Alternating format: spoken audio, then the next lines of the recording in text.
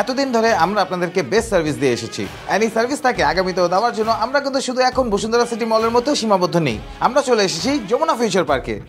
তো চলুন দেখা যাক আমাদের সব পর্যন্ত কীভাবে যাওয়া যায়।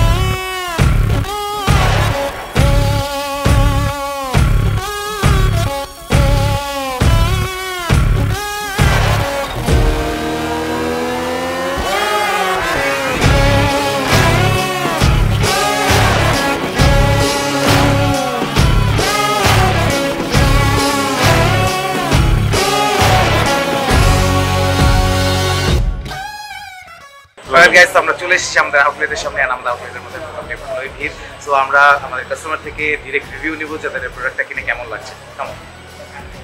হ্যালো হ্যালো, আমি রবি ফ্রম অ্যাপল গ্যাজেটস। তো আপনি শপ করছেন আমাদের এখান থেকে? অ্যাপল গ্যাজেটসের ব্যাপারে কিভাবে জানতে পারলেন বা এই আউটলেটের ব্যাপারে কিভাবে জানতে পারলেন? ফেসবুক পেজ থেকে জানতে পারছি। ওকে, and next is I don't have any customers, but Apple gadgets, মানে the phone was very good, very good, and yeah. Okay, congratulations আপনার নতুন ফোনের জন্য।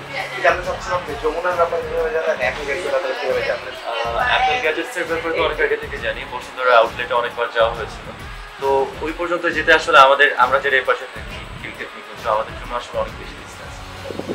তো কিছুদিন আগে আমার ফ্রেন্ড বললো যে হচ্ছে যমুনাতে একটা নতুন হবে, তো আমার আর কষ্ট করে বসুন্ধরা যেতে হয় না, আমার জন্য অনেক ভালো।